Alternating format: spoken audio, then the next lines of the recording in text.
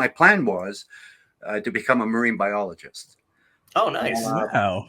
I think it. I think the only reason I wanted that was because of the TV show Flipper. Not because I was great in sciences or thought I could save the world through underwater farms or something. It was just Right. hang out with a dolphin. Yeah. And that changed when I got my first laugh on stage.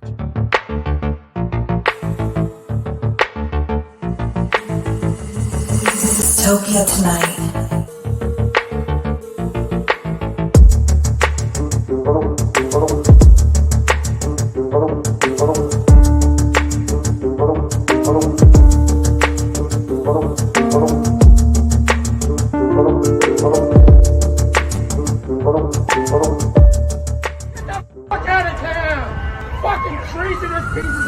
Dystopia tonight. Oh, thank you. Oh, yeah. No, I'm glad I could help you through the difficult times of your youth. I am a certain generation's Mr. Rogers. Absolutely. I like how you took like one look at me and you were like, this guy had some difficult times in his youth. So I'm just gonna I'm just thinking, who didn't? Right, no, that's true. Richie Rich? Absolutely.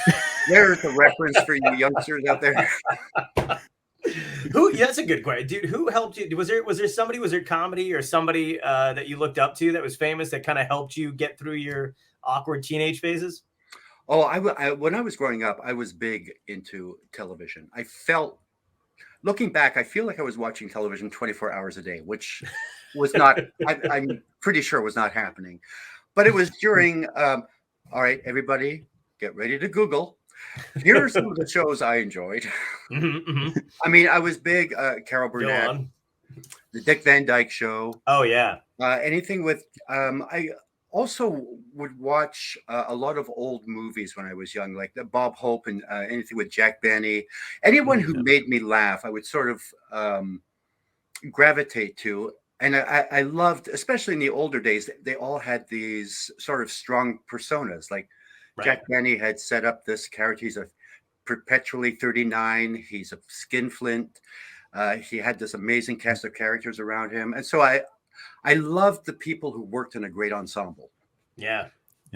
When I was a kid, I used to, my parents used to rent me the Abbott and Costello films. And I was like, I was the only one who was like my age, who was still watching black and white, movies and stuff. But I love those things to death. There's nothing wrong with that.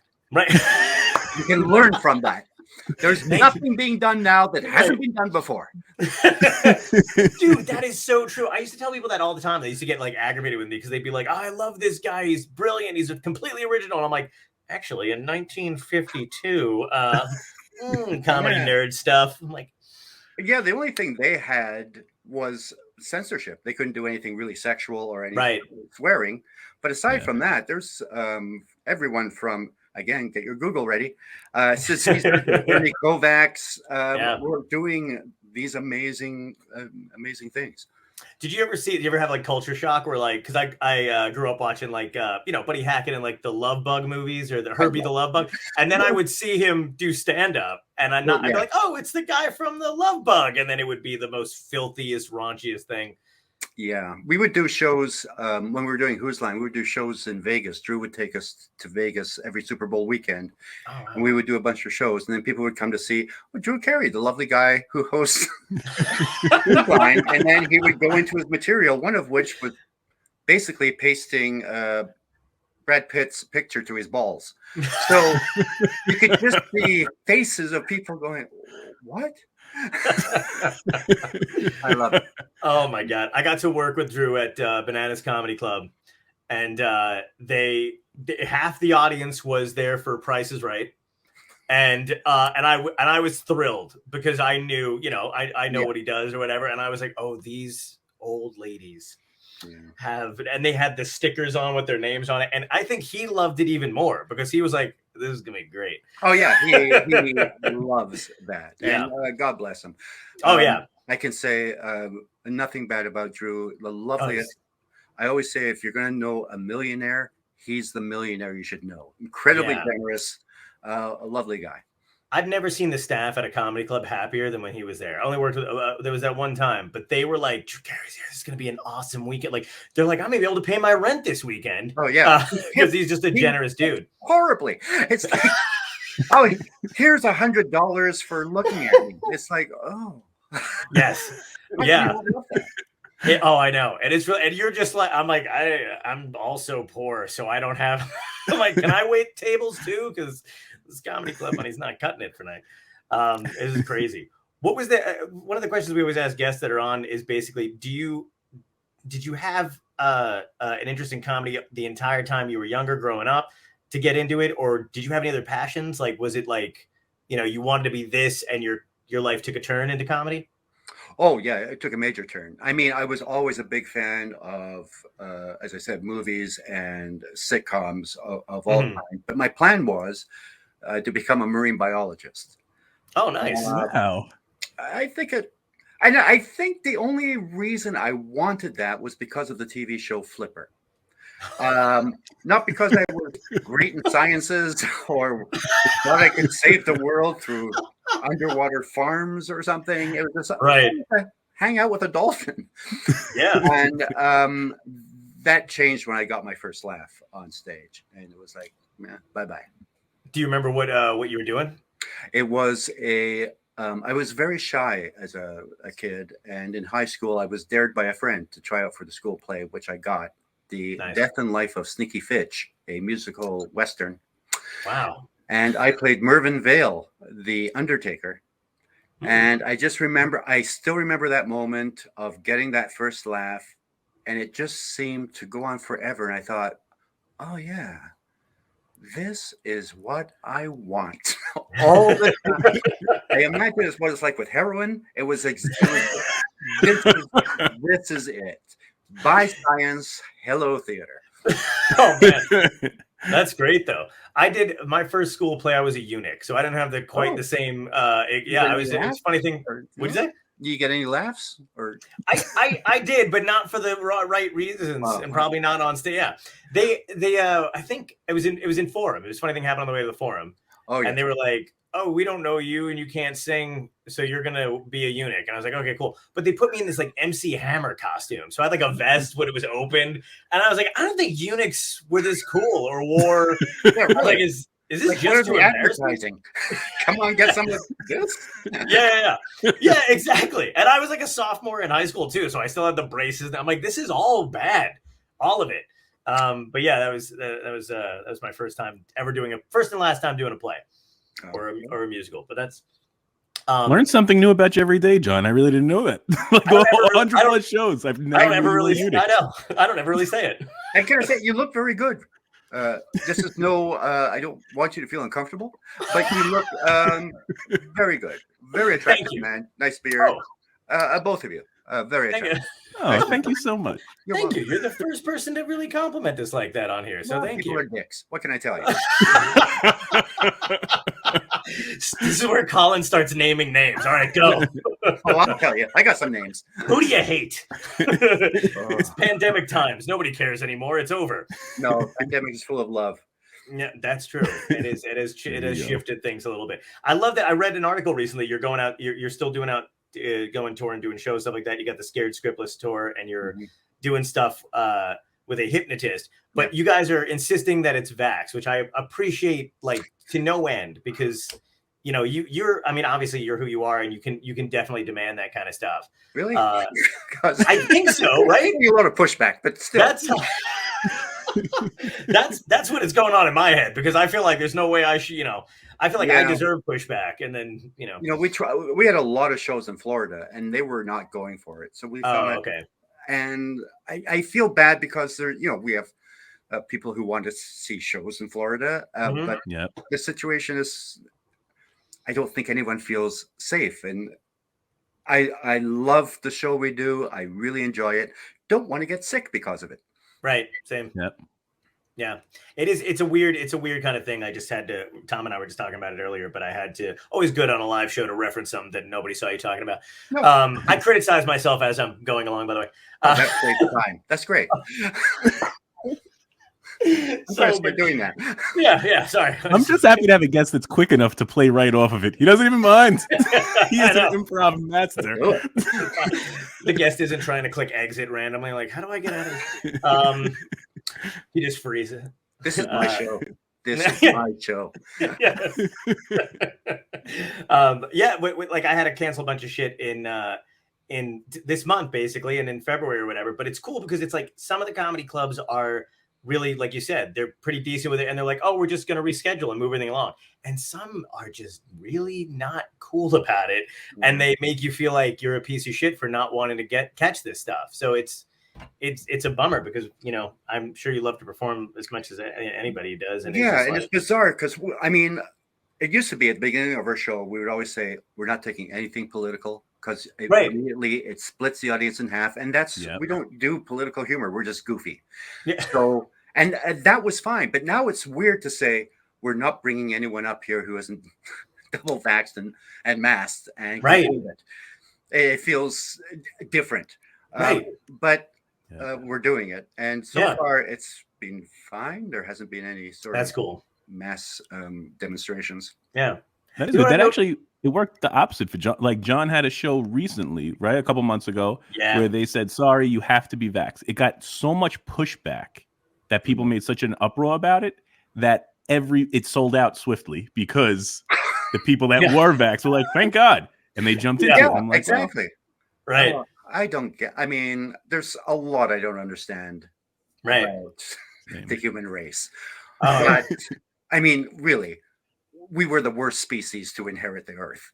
Oh, yeah. If dolphins had thumbs, they'd be the overlord. Yeah, it's really, I saw a video on YouTube or something like that the other day where there was a whale playing catch with someone. I was like, I haven't seen people play catch with each other, let alone, but this thing was going like he was having a blast. And he had a booster shot.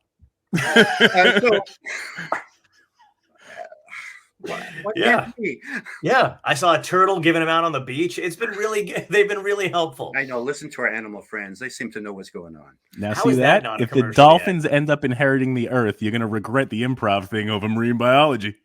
Flipper would have came right around. Well, I think they'll still enjoy my work. A lot of them grew up with me, so it's all worked out. Oh, that's great. Have you ever got to swim with one? Yes. Where? I'll ask you. You won't know the answer. The Bahamas, Atlantis. There was a place where they sort of rehabilitate drug-addled dolphins and porpoises who have been injured through, outboard motors or whatever. So we got to be with and it was such a thrill. I mean, they're just lovely and very much like what I thought Flipper would be. So there were no dreams dashed. I thought this is exactly what I thought it would be, and it was lovely. That's awesome. Yeah. I've never gotten to do it, but I did get to. My friend has a penguin thing, and I got to meet a penguin one. That's a penguin thing sounds like a fetish. Yeah, penguin thing.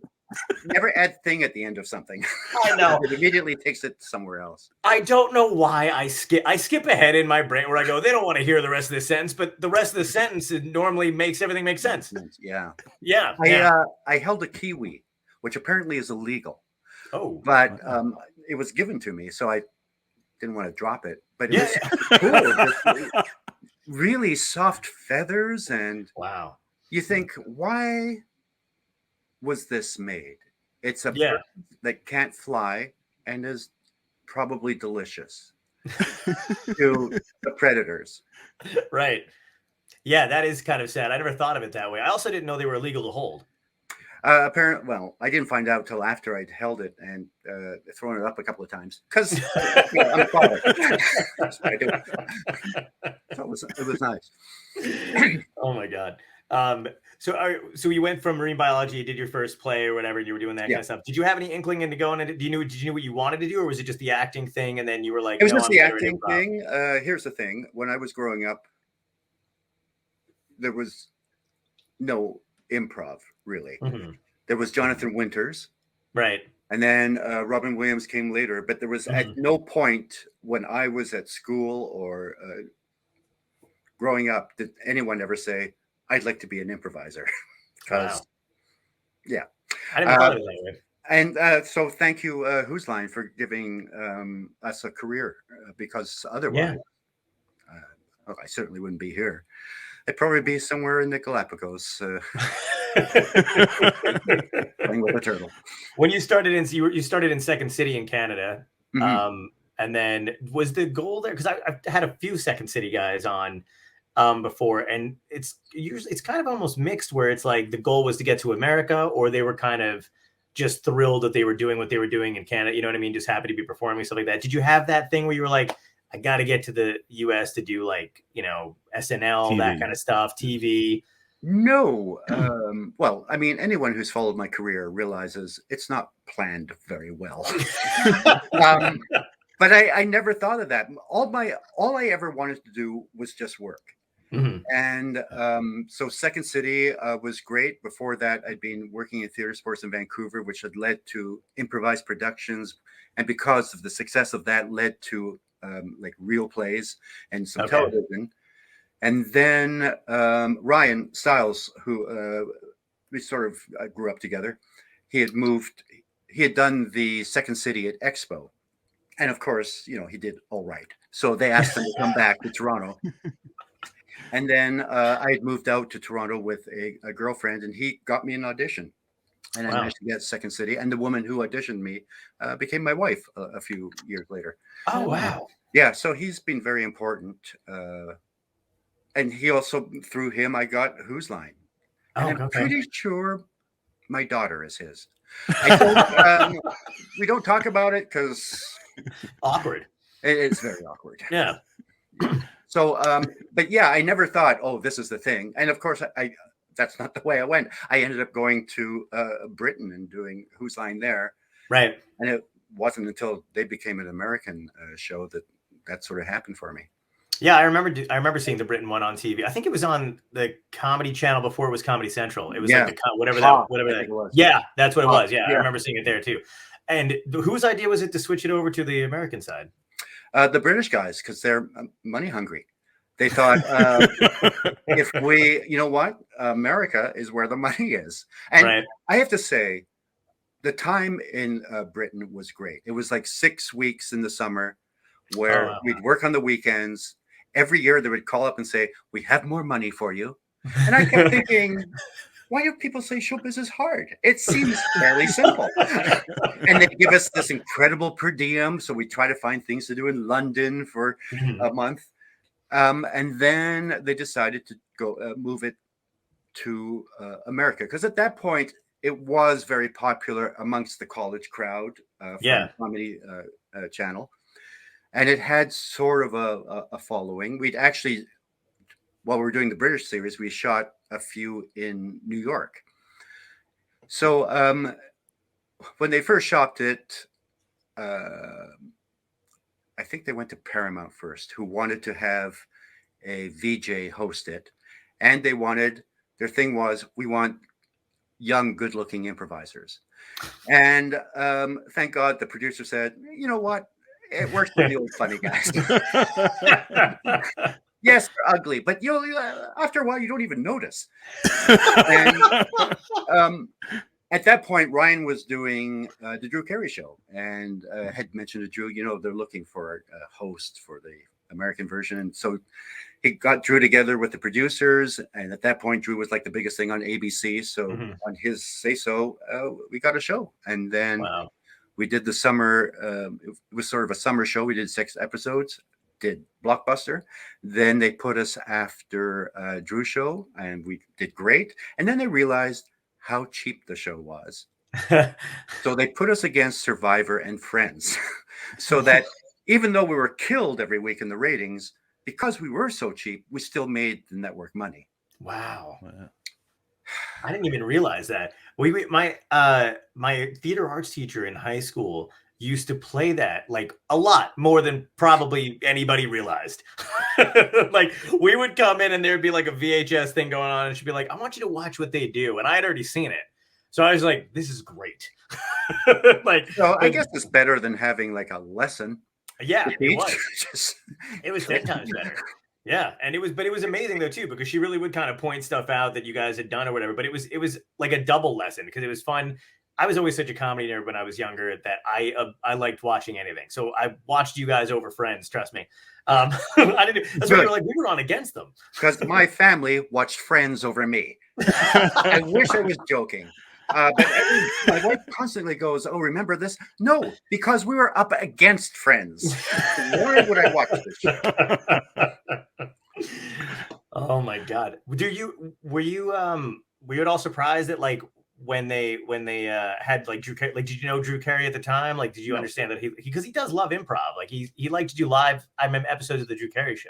Yeah, no, I never met him before we did the show, and I mean, he's just a lovely guy. So you immediately fall in love with him, and he was like a major fan of the show. He loved like being at the desk and watching what we were doing, and the executives in that way they have forced him.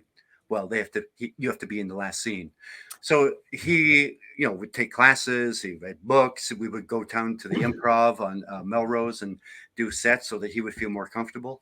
Oh, nice. The very first episode we taped, my wife was in the green room and nobody knew who she was. And it was all executives. And they were watching the taping and going, you know what? It's good.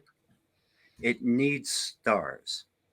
So they started naming people like, what about Jennifer Aniston? And, Lisa Kudrow, she was with the Groundlings. So, and, they're all friends. Maybe they're all good. And then someone said, what about Dustin Hoffman? No, Dusty isn't hot right now. And they started going through all these names. And then finally one guy said, what they're doing is really hard. Yeah. And then they just kind of stopped and went, oh. And that was the last time we ever heard from any executives. We never got publicized. We still don't.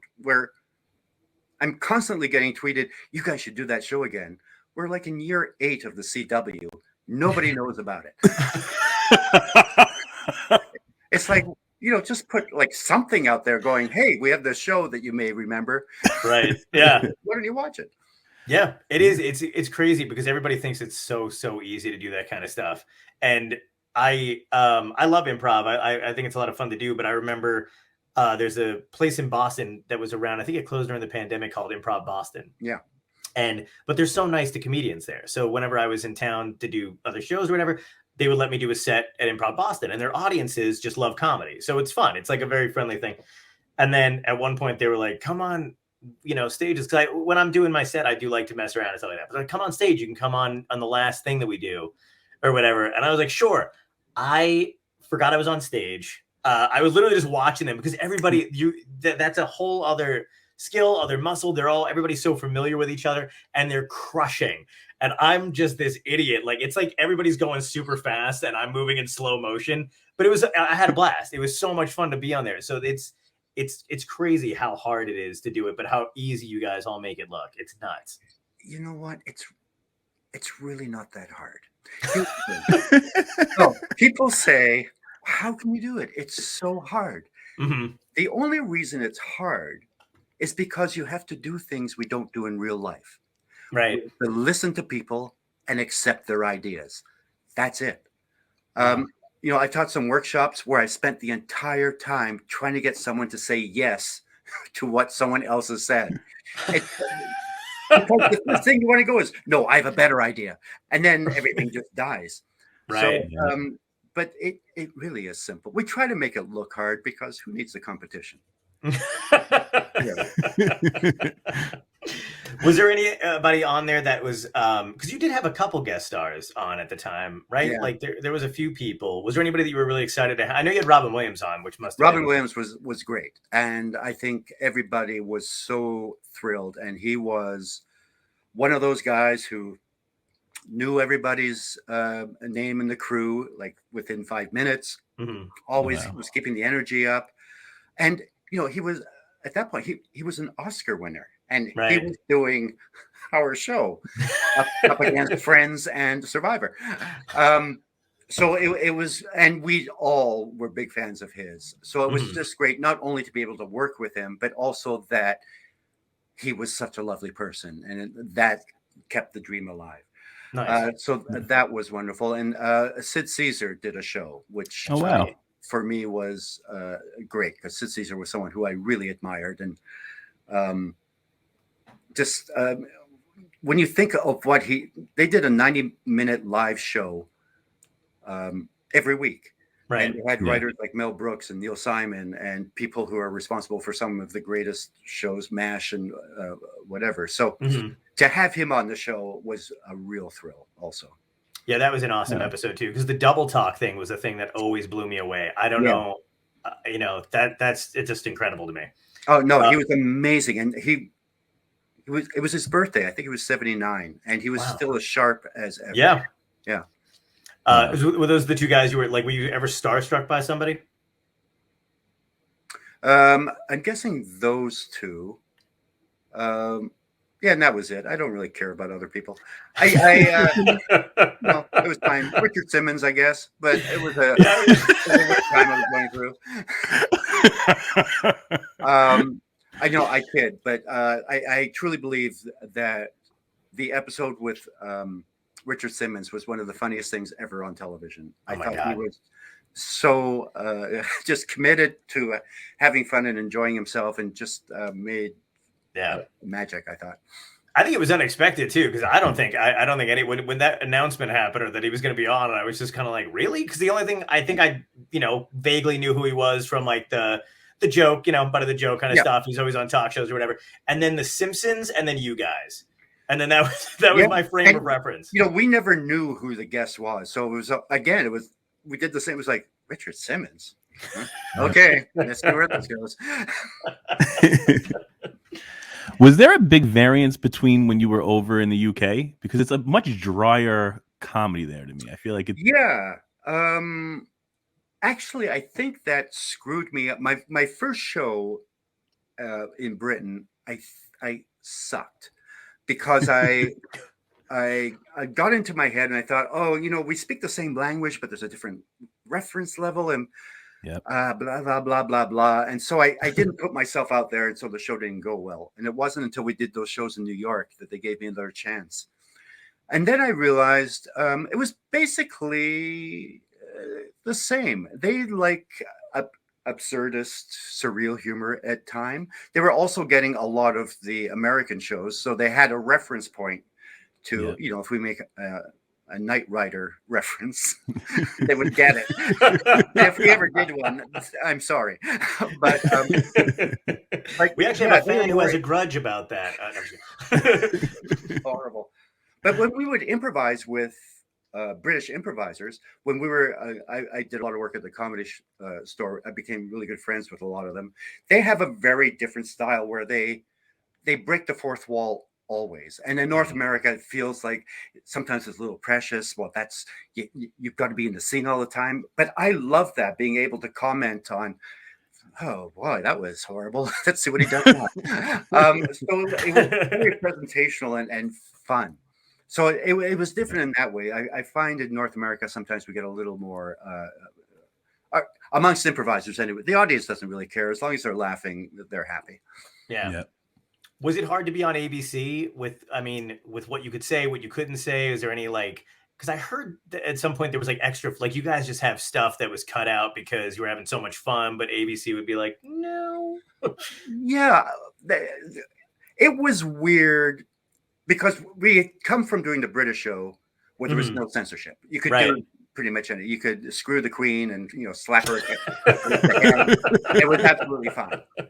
And then there was a censor in the booth.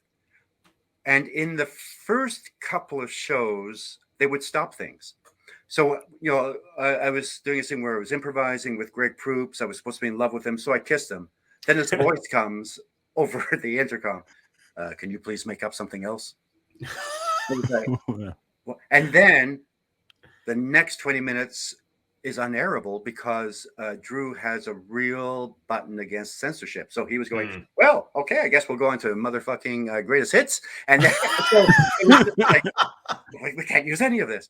And then, so they came to this agreement that the censor, and the producer would meet after the show, and then they would discuss what had gone on, and they would fight. My favorite showbiz moment is the producer, Dan Patterson, coming up after a show and going, Colin, we lost a pussy, but we got 2 penises. Sweet. So sweet. All right. Yeah, and we never knew where the line was, because there were some things that got through that I thought, oh, really? I thought that would be gone. And then they bleeped Ryan saying hand during a hoedown. I guess because it alluded to masturbation, but without it, your mind went to 1,000 worse places.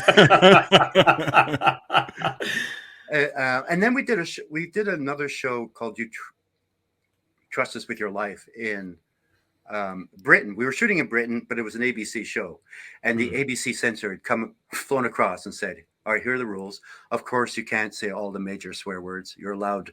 I think we're allowed 1 dick a show. If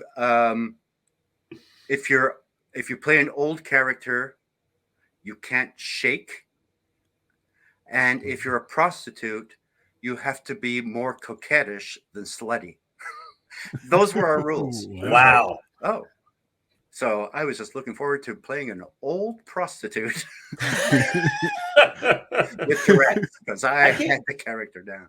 I can't imagine people having to take themselves seriously while literally typing those words onto a paper. More coquetty, less.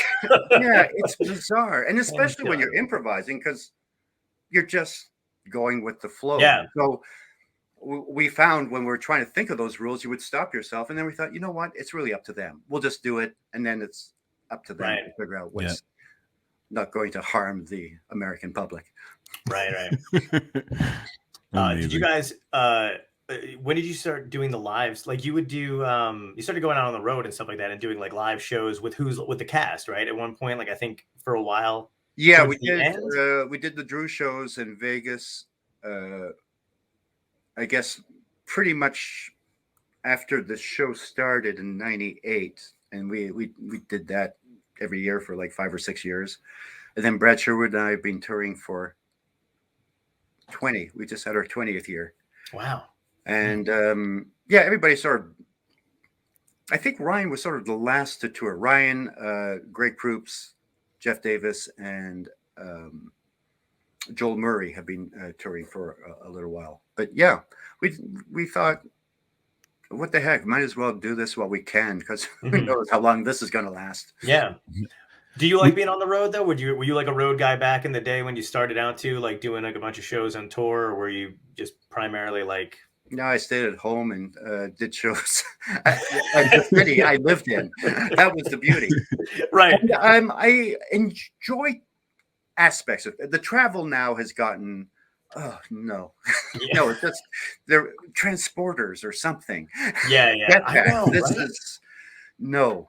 Yeah. But I love being able to see all the great old theaters that we've gone to, and doing the shows, and small towns that don't get a lot of entertainment coming their way. So it's a nice ego boost, and also you feel like you're doing something meaningful.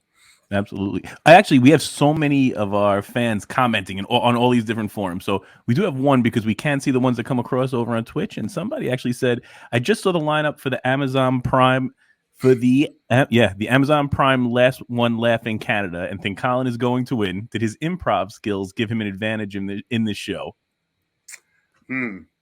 I don't know if they gave me an advantage, because there's a pretty great cast. For those who don't know, it's 10 comedians in a room for 6 hours. You're not allowed to break up, and the last one left standing is the winner. So I think working with Who's Line, the Who's Line cast kind of helped with that. I mean, not that I found them funny to begin with, but through that, I learned to keep a straight face and keep things going when they would sort of lose it. So in that aspect, it did. But with the comedians that were in the room, it was you had to concentrate, and it was hard because there would be times where you forget that this was a competition. It was just you'd be talking, and then all of a sudden, oh my God, I just smiled. And then, wow, it was horrifying. That's great. I can't wait to check it out. And Steve also said, please don't say Tom Green one. We can't give any spoilers, Steve. Sorry. But I can't. We have a couple people over on Facebook. El Victoria said, love Whose Line. It's what got her into improv. Another person said, yes, keep it vaxxed, with an applause. Again, hi, Colin, loved you on Whose Line Is It Anyway, from Alicia Wright. And I got Susanna Harris said that when she was hungover in college, you were basically her comfort show. And now she just watches all the best of clips on YouTube and stuff. Yeah, that's me. Yep. Are there any negative comments? Because I love those too. Because, I've... So far, people have really been enjoying you. Somebody did say, you call that a castle? No, I'm just kidding. I know Yeah, I mean, I've been incredibly fortunate. First of all, that a show came along that showcased the one skill that could set me apart. Mm-hmm. And what I've learned over the years is, having gone around the world and improvised, how fortunate I was, because there are a lot of great improvisers out there who just never got a television show. So I'm really thankful for that, and thankful that they gave us a career and sometimes a free coffee. Did you have a favorite place that you've seen in all of these incredible places you've been to through this career? I always loved working in London, because I loved the London improvisers. But we did a show in Oslo, and my wife's also an improviser, and she got to work with it, and it was great. It was just, I actually did a scene in Norwegian, and I have no idea what I said. They said, here are your 2 lines, made me repeat it. All I know is, got a lot of laughs. I don't know if it's for the right reason. But it was kind of cool to think, I have no idea what's going on. I'm just following these people doing some physical stuff. No idea what the scene is about. Have no idea what I've just said, but it's still getting the laughs. So I agree. Norway was one of my favorite places I've ever been to too. I feel like Oslo is really expensive. It is. But a lot of natural beauty around too. So they seem to appreciate the smaller things. Absolutely. Did you go to that park that's just filled with statues? Oh, I did not get to that. Yeah, I will definitely try and get back. Yeah, go back. Sorry, John. Absolutely. Where have you been? No. I didn't want to leave you out. I don't know if you've ever been to a little place called Brooklyn, but I went to the IKEA in Brooklyn. That's the only time I was in Brooklyn. Oh, okay. Did you try the meatballs? As long as the end of that sentence wasn't like, I was robbed in an IKEA in Brooklyn. No. I feel like you had a good time. Yeah, it was great. Yeah, good. I'm glad. And you haven't met my family, so that's that's also a great plus. Was it like a point of pride? Because I love when you guys were on Whose Line or whatever. It would seem like you and Ryan especially would try to break each other, or at least Wayne, like somebody. Was that like a contest going on behind the scenes to see if one of you could make the other one lose it?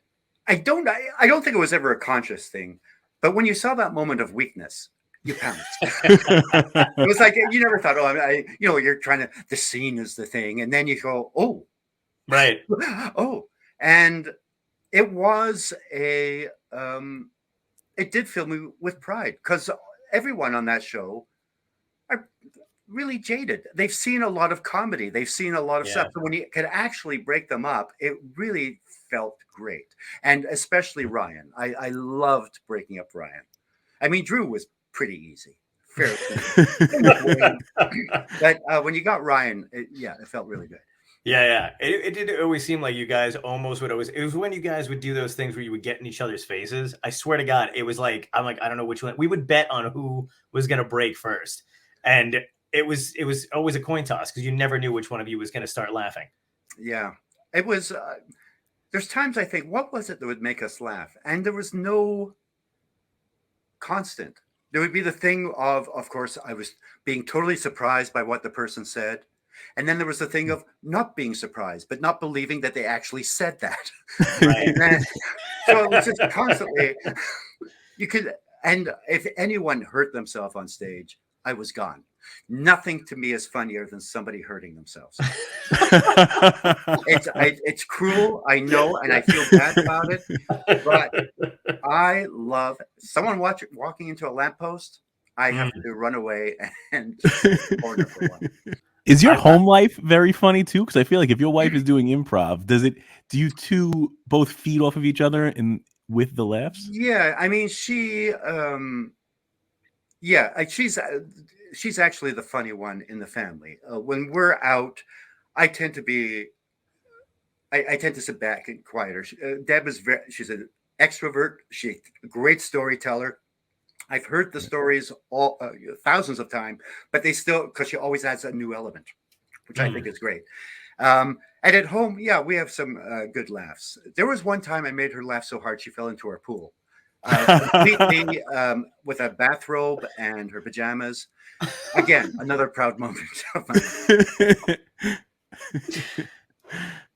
life. Did you ever try to dabble into like stand-up comedy when you were coming around a lot of these guys or like that? Have you ever thought about it? Here's the thing. I have nothing but respect for stand-ups because to me, it is the most difficult comedic art.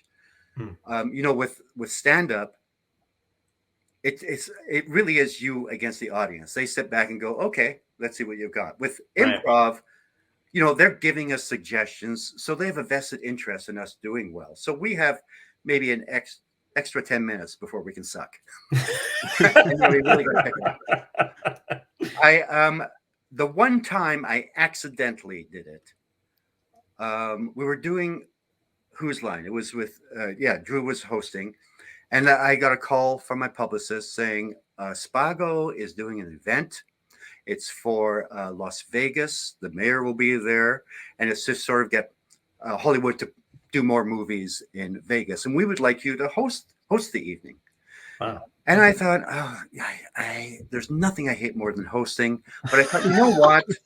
These are the things I'm probably going to be offered. I got to find a way to get around it. So I said yes.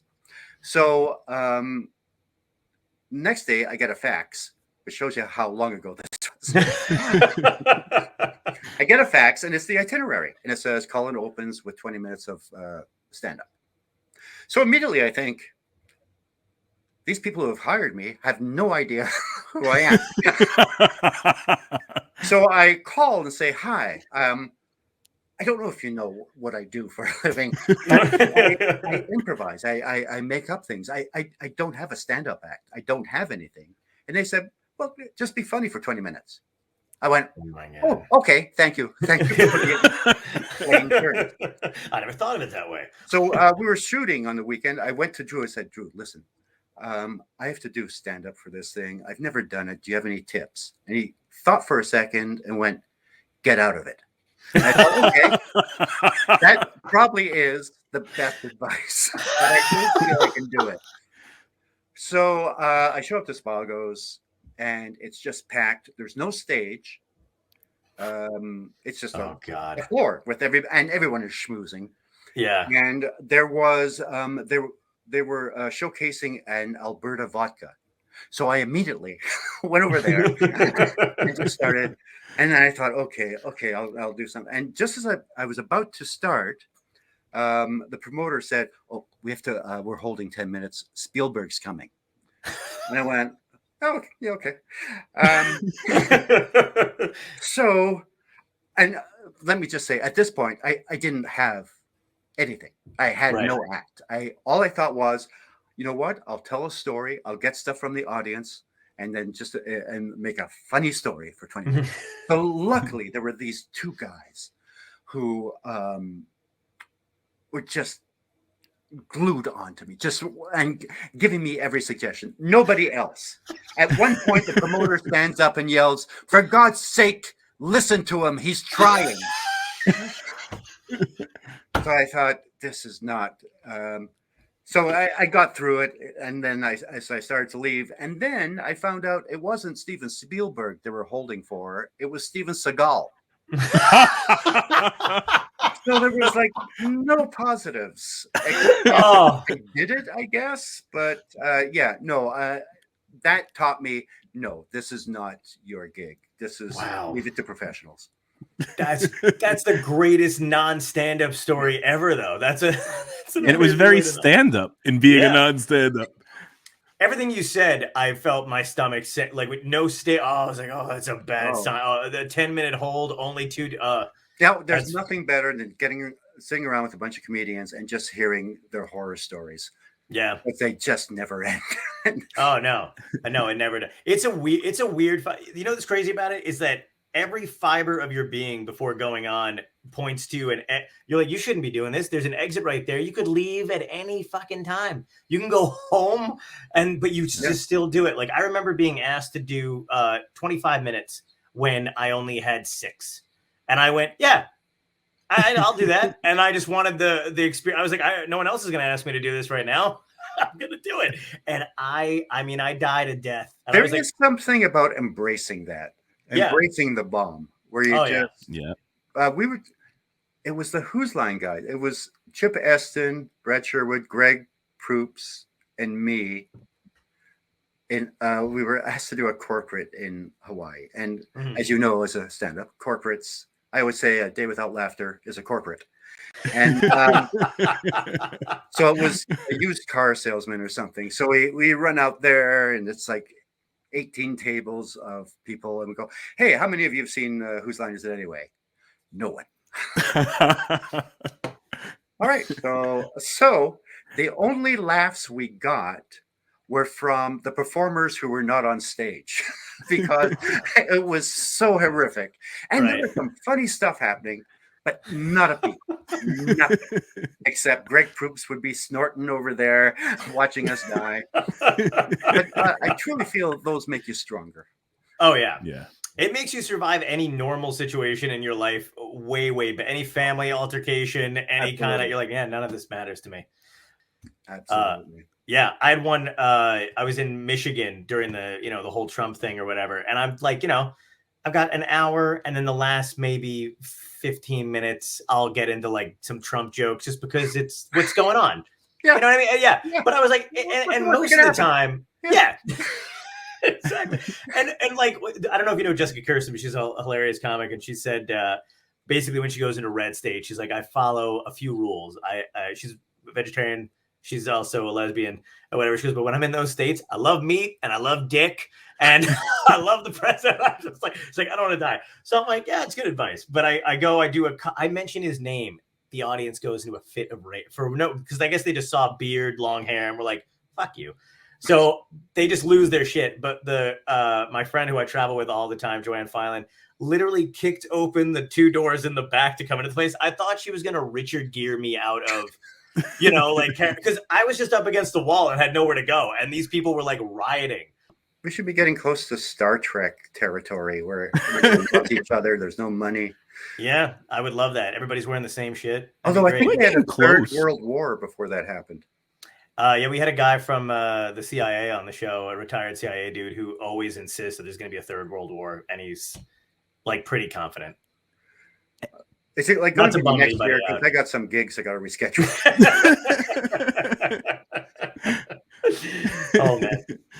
Oh man, did you have a particular teacher when you started, like that somebody that you kind of looked toward, like to guide you in this kind of thing, or anybody that because when you started, or did you just kind of throw yourself into it? Yeah, no, it was like learning about sex. I learned it on the streets. There really wasn't. In high school theater, there was no improv, so it was just like theater. And then I had a couple of improv workshops, but it was like a fairly. When did that? 1980 was when theater sports started in Vancouver. And I had like maybe 2 workshops and then was just thrown into it. And I mean, there were a lot of great improvisers that I would watch, people who would make me laugh on stage. I'd sort of study them and go, okay, what is it that's making me laugh? What are they doing? And whether it was their incredible character work or how they kept the scene going. So there wasn't one teacher. There was a group of those early improvisers. And what I loved about it, they weren't all theater people.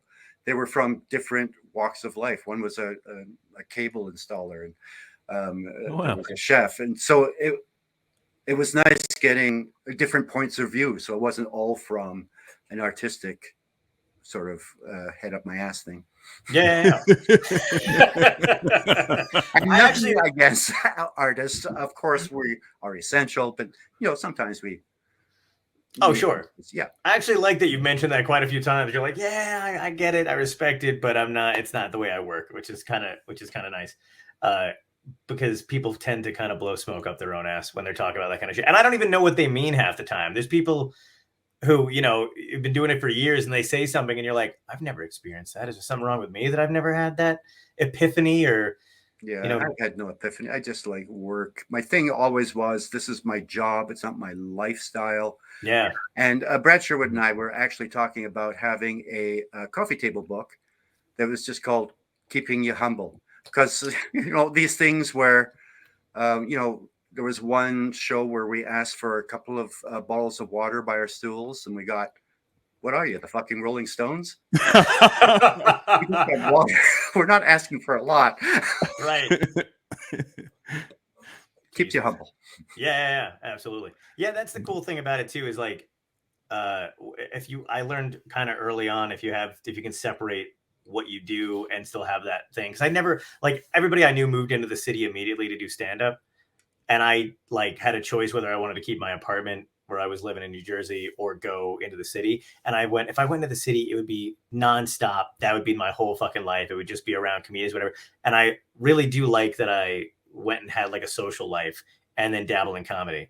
It's really important because you need that to sort of infuse your comedy. If you're just stuck with other comedians, you've blocked off a large part of the population. Yeah, exactly. And you get bitter real quick and old.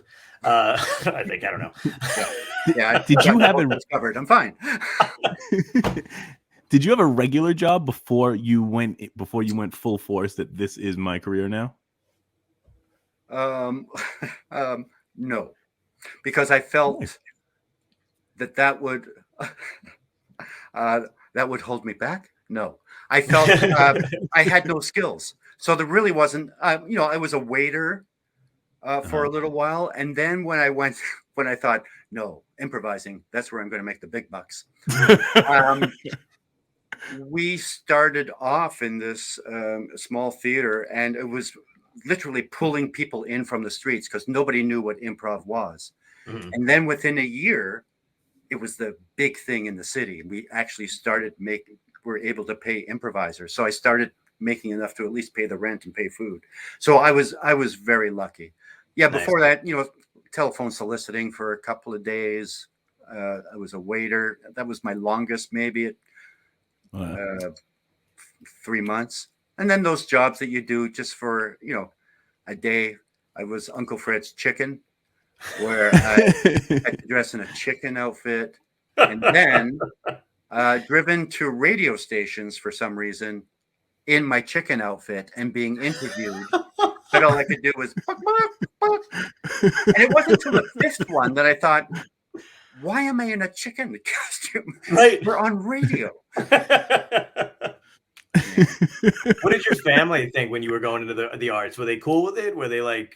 My father was very, do what you love, do whatever. My mother would send me matchbooks that say, so you want to be a lawyer? With a phone number. And it's like, oh. And it really wasn't until the Whose Line cast was on Hollywood Squares. And that was when I made it for my mother. Wow. It was like, okay, so I can stop worrying about you. Right. Okay. Oh, that's so funny. Yeah. Is it because it was a show that she had watched when she was young? Like that was her idea of fame? Oh, that's sweet, though. When we did our first Vegas gig, we drive up to Caesar's Palace, and it's Drew Carey, Ryan Stiles, Colin Mochrie, on the marquee. It was like, it was amazing. Of course, I don't know how many acts take pictures of their marquees, but yeah, I did. Oh, yeah, of course. So I was talking to my mother. She says, oh, what are you doing? I said, well, I'm in Vegas. We're doing a show at Caesars. We're headlining there. And she did the obvious first mother's question. Is it on television? I said, no, it's a stage show. And there was a long silence. And then she said, well, maybe someone will see it and give you a job. I thought, I'm headlining in Vegas. Right. I'm doing okay. I have another couple of questions from the audience real quick that I'm just going to run you. One of them wanted to know if there was ever a point on Whose Line where you realized that this was working, that you felt comfortable on it. Like, this is working. The show is doing well. I'm doing well. I'm really comfortable. Maybe 4 years in. On the British, it took me to the American version, because on the British one, you know, I had the very bad first show. Then they brought me back. And then every year after that, for the next 5 years, they would say, we're going to give you one show. And then I would end up doing all of them. Oh, but wow. Then I'd go back to the start of, okay, maybe 2 shows this year. And I would do all of them. So it wasn't until the first year of the American one where I thought, you know what, I think I got this. I think I can handle this. Yeah. And somebody else wanted to know, is it true that you never missed a day on Whose Line? Yeah. Wow. So far, I'm the only one who's been on every show on the American one. Holy shit. Wow. Wayne missed a couple because he was doing Kinky Boots in New York. Okay. And Ryan missed a couple because he had food poisoning. And so he got food poisoning on the day we were taping. So the producers called Greg Proops, who lives 10 minutes away. Mm-hmm. He comes in and, you know, we're talking. He goes, man, you know, I didn't know I was working today. So I had the barbecue fired up, had a couple of shots of vodka and 2 really big spliffs. And I went, oh, all right. So we do the show. And of course, you can't tell. He's just funny, knocking out of the park until we get to sound effects, where the audience members do your sound effects. He starts doing his own sound effects. So I'm trying, Greg, what do you know? See the people at the side there? They're supposed to do that. Oh yeah. But aside from that, no, he was great. That's incredible. Yeah. I just want to thank you for coming on, dude, because we're kind of pitched up to an hour. But I've got 2 more questions that we ask every guest. Can you hang around? Great. Like, yeah, awesome. I have something to do at 9. I don't know where you are. I was like, oh no, is it super late or is dinner? I don't know why, John. Right now, I'm watching a series called Station 11 about a pandemic that takes out half the world. So I can wait. Please at least tell me that this turns out better than we're doing. Is that why you're watching it? First of all, it's really good. It's very good. And yeah, watch it. Okay, I will. Colin tells you to watch something, you watch it. Yeah. Okay, so actually, that's a good question. What were you doing during the pandemic? I mean, did you enjoy the time off? This is one of the 2 questions, but now I'm taking advantage of time. You told me you had nowhere to be, and now it's you know, you don't want to talk positively about a pandemic. No, but it was really good for me. It was literally the first time I'd been home for a long period of time in 20 years. Mm-hmm. So for a year and a half, 2 years, I was with my wife. We got a lot of stuff done around the house.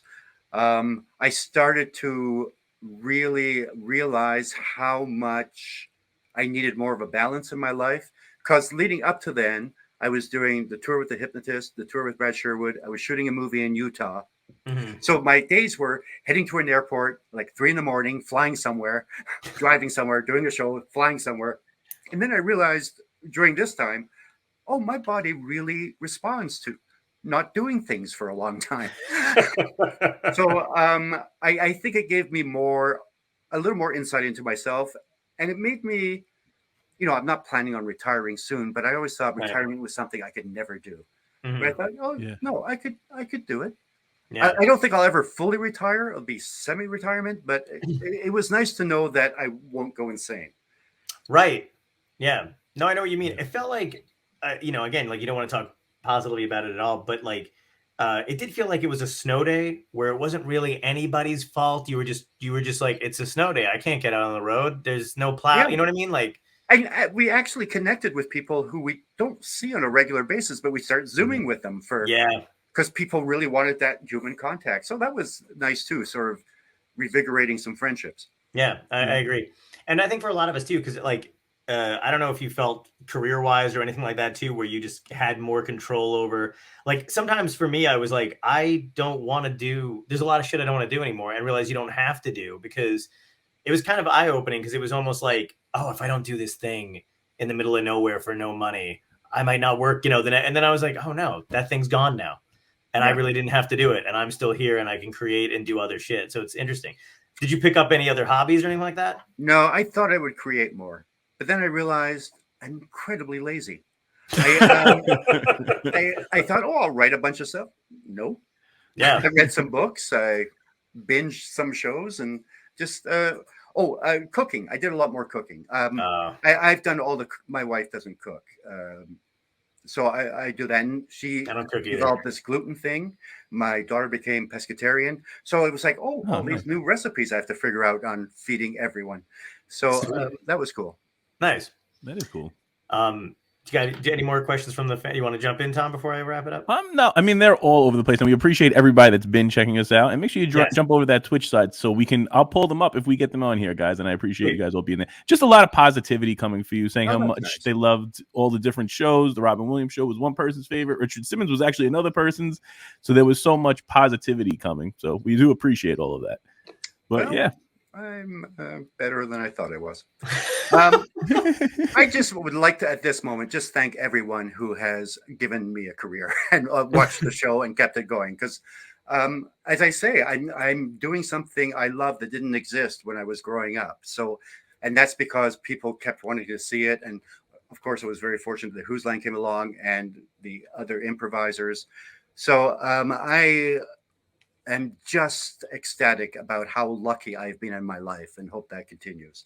Although I've got this thing on my back. Anyway. If anybody out there is a doctor. Okay, so the last few questions that we ask every guest are, actually I'm going to throw in a third too, because we're trying something new. Sorry to expose you to this, but one of them is, if you can go back in time, talk to your younger self and give yourself a piece of advice that would help you today, what would it be? Relax. When I was younger, everything seemed almost do or die. And then I realized, life, it truly is a marathon. It's not a sprint. I mean, I became an internationally known celebrity. I'm using air quotes for people who can't see. When I was 44. So that was a lot of time of not doing that. Right. But I had a great time because I met some great people. I kind of honed my craft. I figured out what I wanted to do. But it took me the longest time to relax into that. When I was younger, it was, you get so caught up on, I got to get stuff now, especially when you see people you went to school with immediately hit what they want to do, and they know exactly what's happening and it works out well for them and you're still struggling. So, yeah. And I say that to everyone, relax, things work out. You saw me sometimes, I don't. Okay. But, all you can do is keep a positive attitude. I truly have learned from being an improviser of living in the moment and not having any preconceived ideas of what's about to happen, because I'm usually wrong. So I just try to live in the moment, work with what I have, and just keep going along happily. Nice. Very cool. And the second question is, what had to end in your life, good or bad, that led you to where you are today? Besides my love of dolphins? That's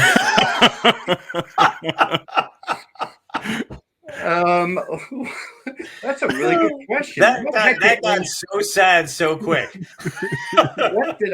What had to end before I got to this particular point? Mm-hmm. Good or bad? I guess an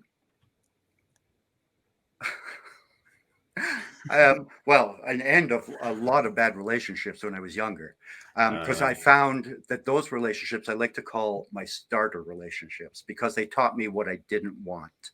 Nice. And through that, I partnered with this lovely woman. We've been married 32 years. She still takes my breath away, though harder now that I've hidden the pillows. I'm kidding. She is no. It's horrible. So yeah, I had to end a lot of doubts about myself and what I could do in this world. And that was like anyone else, it's not an easy thing to do because we all have our problems. We all have our things we have to work through. Some people have more than others and more difficult. And mine overall fairly basic, stupid human things, but there were things that I had to get over. I had to get over crippling shyness. I had to get over certain fears of which, as I look back now, fears of looking silly, and now it's fine. But those self-doubts had to end for me to get where I am. Nice. And when you said, I never realized the Pavlovian association I had towards this, but when you announced how long you've been married, I almost comedy club audience applauded. I know. I was surprised that there wasn't. Anyway. See, I should have done it. I was like, oh, that's very nice. 32 years. It's good. I mean, again, very fortunate, and it's. I mean, she's worked incredibly hard on this. Actually, 6 months into our marriage, she said, I thought you'd be easier to change.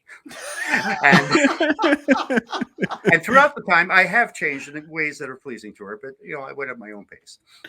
That's awesome, dude. Very nice. All right, and the new question. Are you ready? Here we go. In a dystopia, if it was a real dystopia, how would you like to be taken out? Aliens, zombies, volcano, what would be your epic death? My epic death would be by an alien who needs my sperm to keep the race going. So they make love to me till I'm a husk. For the first time asking any of our guests this, you made it real hard for everybody else. Because I was gonna say that's got to be the last time. I don't think anything tops that answer. You know what I'm really laughing at too is we have an artist that's going to be drawing these for each guest. I can't wait. Yeah, until she draws yours.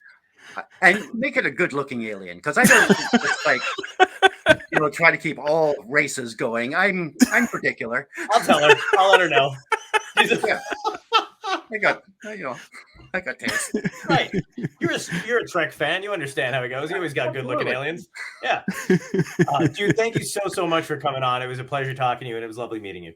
Oh, thanks, John. Indeed. Thanks, Tom. It's lovely. It was just a lovely little conversation. Truly was incredible. Thank you so much, man. We hope to have you back and see you again. And when you are able to get around here, we're both all fully vaxxed. We'll make sure we get to the show. Yeah, that's all about it. And check them out on Amazon Prime, LOL Canada. It's what's the name of the 10 comedians in a room, right? Yeah, it's just called LOL Canada. LOL Canada. Okay, but it's 10. That's the description. 10 comedians in a room, which I think is a better title. But doesn't matter how many shows I've done. I still fucking suck at this. So it's clearly I don't even know why we announce how many shows we've done because I'm not getting any better. But I'll get it. We'll plug it and throw it all over the place. And I get a grant for working with you, so it's okay, John. Oh, perfect. Wow, someone's doing very well. Thank you again. God. Thank you so much for coming on with us. Take care, man. Peace. Can't wait to see you again. Stay safe, everyone.